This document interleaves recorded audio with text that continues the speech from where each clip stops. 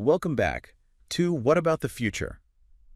Where we explore all the amazing possibilities on the horizon. And today, we're diving deep into something that feels, honestly, straight out of science fiction. Yeah. Mind uploading. The idea of taking our consciousness and putting it into a computer. Uh-huh. So is this just a wild fantasy? Or is this a potential future that, we need to really start thinking about? I think it's a question that captures the imagination, for sure. It does? I mean, who hasn't seen The Matrix and thought, what if? Oh, yeah. But what's interesting is that this idea, it's not just science fiction anymore. There are actual scientists and organizations out there like Carbon Copies. They're led by Randall Kumm. Yeah. And they're dedicated to seeing if whole brain emulation is really possible. Right. And I was reading about Cohn, and he seems really optimistic that we're going to have the technology to map the entire human brain one day. But even before we get to that point, the brain is so complex. It really is billions of neurons, trillions of connections. Yeah. How do you even begin to approach something like that? Well, it's a huge task. There's no doubt about it. One of the key things to understand about whole brain emulation is that it's not just copying the physical brain.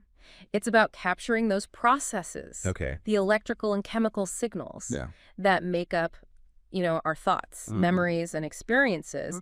It's about understanding how all those neurons interact to create what we call consciousness. Okay, so let's break this down.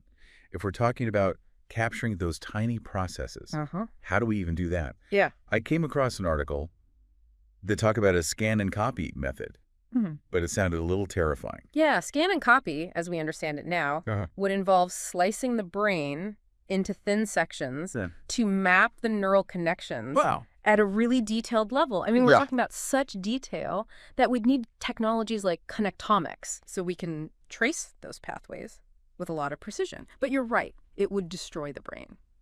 Not exactly something you'd want while you're still using it. No, definitely not. Yeah. So are there any other methods that are being looked at that wouldn't turn us into, science experiments? What about MRI? It's used to study the brain all the time. MRI is a great tool, but it's not precise enough. Okay. We need to see those synapses, the gaps between the neurons. Plus, getting those super detailed images would probably, cook your brain before you could even say, upload complete. So it seems like we've got some big technological mountains to climb. Yes. But let's say, just for fun, that we do crack the code. What are the benefits to get people so excited about mind uploading? I mean, it's not just for bragging rights, is it? Oh, the potential benefits are huge. The most obvious one is that we could live longer, maybe even forever. If your mind is digital, it could, in theory, exist forever. You'd be free from the limits of a physical body. Immortality. Wow. That's something humans have been thinking about for ages. Yeah. And it's not even just about living longer. It's about what you could do with that time. Exactly. I was listening to the Future Now podcast, and they were talking about exploring virtual worlds, learning faster, even connecting with other minds in ways we can't imagine. Exactly. Imagine being able to instantly know anything. Wow. Learn new skills super fast, or even experience the world through someone else's senses. The possibilities are incredible. Okay, I'm starting to see why people are so excited about this. Yeah. But let's be realistic. There have to be some downsides. Right. Oh, absolutely. With something this big, there have to be risks. And we can't take those risks lightly. We have to really think about what it means to copy a human mind and what it means for the individual, for society, and for humanity as a whole. Okay, let's get into those risks. But first, we got to take a quick break. Stay with us. We'll be right back. With more on the potential downsides of mind uploading.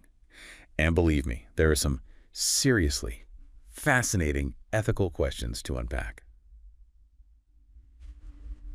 Welcome back to What About the Future?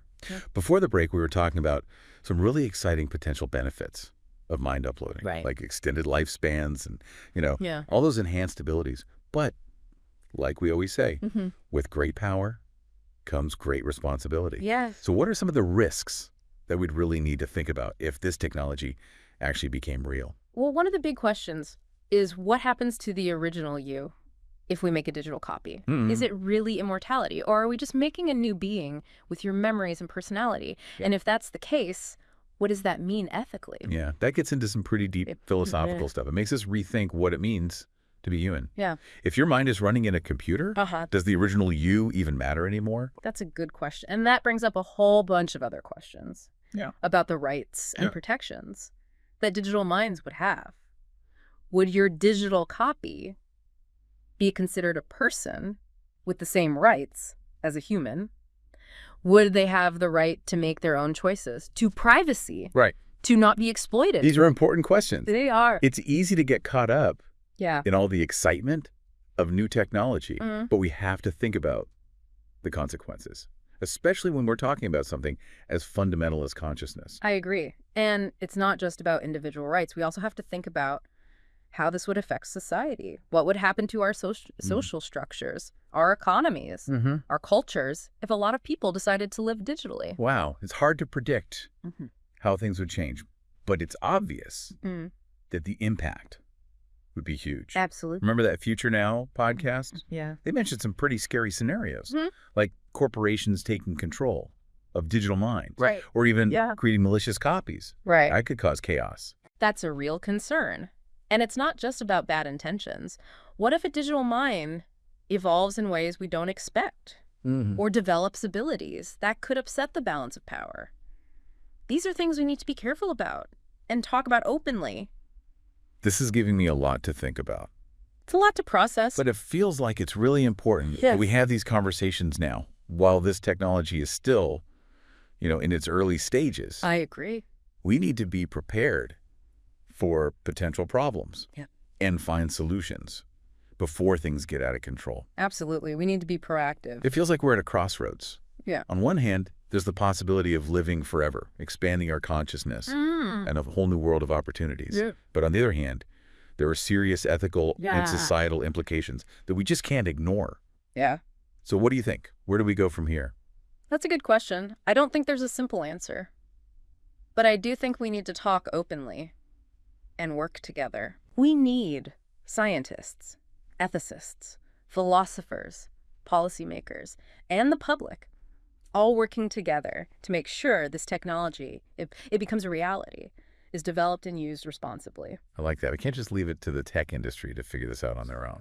This is a conversation for all of us. It affects everyone. After all, we're talking about the future of humanity. And in the end, the question of whether mind uploading happens might come down to individual choice.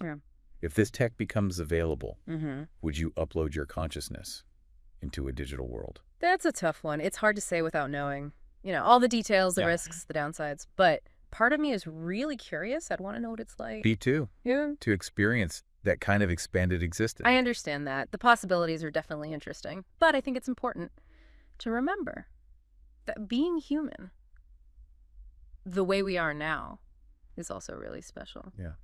There's beauty in our limitations, and the fact that life is temporary, and the connections we make in the physical world. That's beautifully said.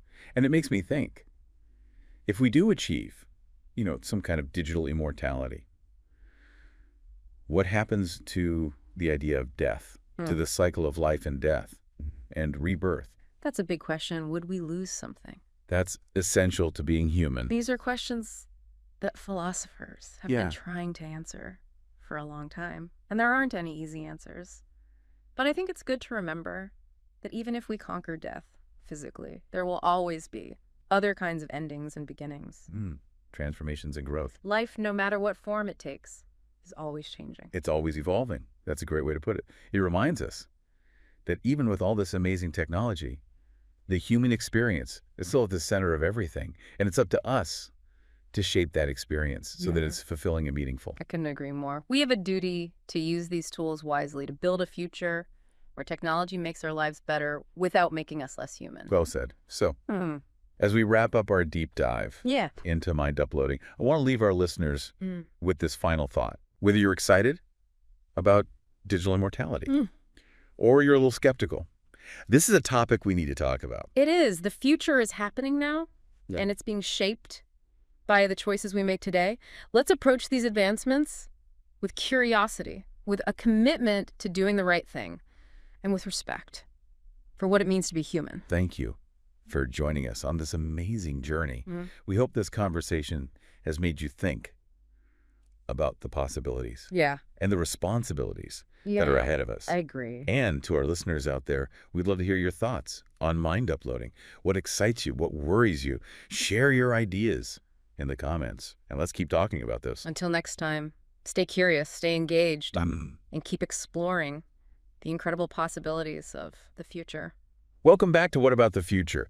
We've been exploring mind uploading, and wow, there are so many questions. Yeah, it really makes you think. We've talked about the technology, and the potential benefits, and all the ethical challenges. But I think one of the most interesting things is that it comes down to a choice. If this becomes real, each person would have to decide if they want to do it or not. It's a big decision. It would be influenced by so many things. Like what? Your beliefs, your religion, how much risk you're comfortable with, your desire for knowledge, even fear of the unknown. It's a choice that would make us really think about our own mortality, our values, and what we believe about consciousness. It reminds me of those thought experiments, like the ship of Theseus. Yeah, I see what you mean. Or the brain in a vat. It makes you question what self even means. Exactly. If you copy yourself perfectly, is that copy really you? Or is it something totally different? That's a question we don't have an answer to. And even if it is you, what about the original? Right. Do you just stop existing? Right. Or do you both exist somehow? These are questions that science can't answer alone. I agree. We need philosophy, ethics, and maybe even spirituality to help us figure this out. It's interesting how even with all our technology, we're still wrestling with these really basic questions. Yeah. It shows how complex these issues are. What is consciousness? What's the point of life? What happens when we die? These become even bigger questions when we talk about mind uploading. Absolutely. And that's what makes this conversation so important. I think so too. It makes us think about these big things. Challenge our beliefs. And consider the consequences of our choices. So as we wrap up our deep dive, I want to leave our listeners with this. Okay. Whether you love the idea of digital immortality or you're not so sure, this is a topic that we have to pay attention to. It's too important to ignore. The future is being created now, and our choices are shaping it. That's right. Let's approach these new technologies with a sense of wonder, with ethics in mind, and with respect for what it means to be human. Beautifully said. Thanks for joining us on What About the Future? We'll be back next time, exploring more possibilities and challenges that lie ahead. Until then, stay curious and keep asking questions.